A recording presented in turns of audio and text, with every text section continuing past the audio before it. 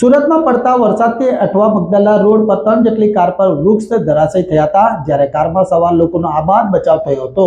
તો ઉધના ઘોડદોર રોડ ઉમરા વચ્ચેનો રોડ બેસી ગયો હોવાની ઘટના પ્રકાશમાં આવી હતી.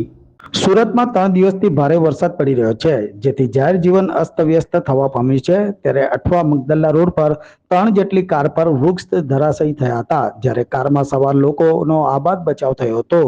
તો બીજી તરફ બાઇક પર સવાર મહિલાએ હેલ્મેટ પહેર્યું હોવાથી સામાન્ય ઇજા થવા પામી હતી, જ્યારે અન્ય 2 ઇજાગ્રસ્તને 108 દ્વારા સિવિલ હોસ્પિટલ ખસેડવામાં આવ્યા હતા. ઘટનાની જાણ થતાં પોલીસ ટીમ ઘટના સ્થળે દોડી આવી હતી. મુખ્ય માર્ગ પર વૃક્ષ ધરાશયી થતા ટ્રાફિક જામની સ્થિતિ પણ સર્જાવા પામી હતી. તો બીજી તરફ ઉધના ઘોડદોર રોડ ઉમરા વચ્ચેનો રોડ બેસી ગયાની ઘટના સામે આવી હતી, જેમાં 12 ફૂટ જેટલો રોડ બેસી ગયો હતો. મનપા તંત્રએ તાત્કાલિક રોડ બંધ કરાવ્યો હતો અને રોડ પર બેરિકેડ લગાવી દીધા હતા. રોડ ગમે ત્યારે બેસી જાય તેવી ભીતિ જોવા મળી હતી.